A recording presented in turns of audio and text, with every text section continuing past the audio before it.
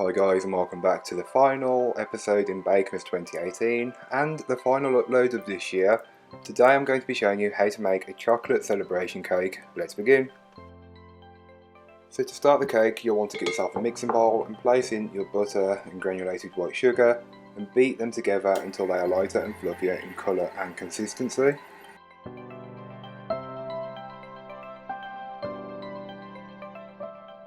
So once the butter and sugar are well combined, you can then start adding your eggs one at a time, beating well in between each addition, being careful not to curdle the mix too badly. And the next is to add in some vanilla. This is optional, but I like how it flavours the cake. So once the eggs are fully incorporated and you've scraped down the sides and the bottom of your bowl, you can start adding your dry ingredients, passing them through a sieve first. I will leave a full write up to that on my blog, and there'll be a link to that in the description down below.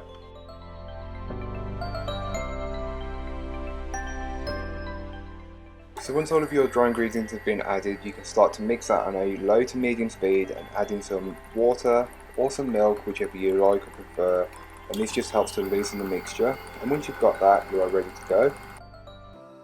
At this stage, try not to over mix the mixture too much, as it will make the cake tougher. Then give your bowl a quick scraping down just to incorporate any bits that may not have been fully worked in from earlier on.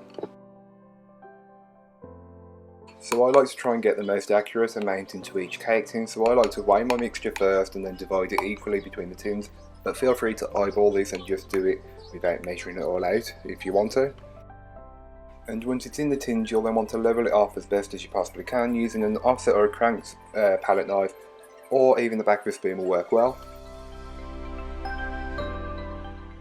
So once the cakes are fully baked and cooled, you can then level the cakes. This is just to remove that top bit that isn't even, and you'll want to do this with both cakes.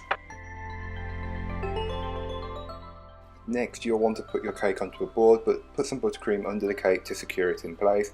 Then you can start brushing the cake with a generous amount of simple syrup. I flavoured mine with some vanilla, as I find that vanilla works really well with chocolate. So if you don't want to do this, just use plain simple syrup. It does really add some richness to the cake. So once your cake is simple syruped, you can then start to put the buttercream on. I will leave a link to a video that I made last Bakemas for this buttercream, which has just got some cocoa added. The full write-up will be on my blog.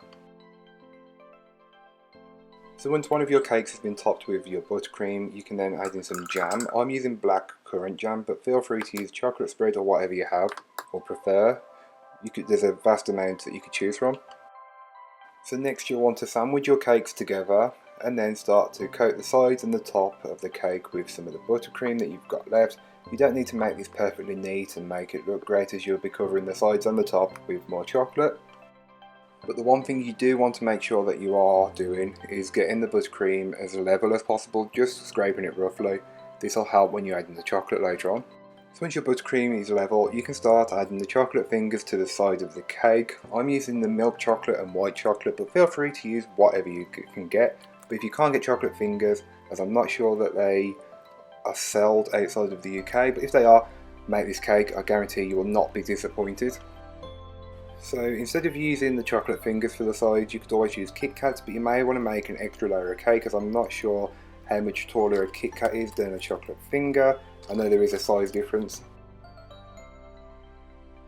And to finish the cake, you want to top it with some Maltesers. I used around about 3/4 of a large box for this 8-inch cake. And yeah, the video clip for this bit actually corrupted. I can't fix it in any way. I've not got the original, and it's on my two computers and it won't work, so I'm not sure what it is. So thank you for watching today. If you've enjoyed, don't forget to like, comment and subscribe for more from me. And also thank you for watching this series of Bakemas and any videos that you've watched, whether it's this year or in the last couple of years. It really does mean a lot, and thank you for all your support throughout the year.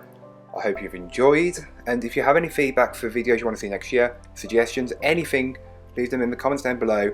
Follow me on my social medias, let me know there, and I'll leave all that information in the description down below. And until next time, bye guys.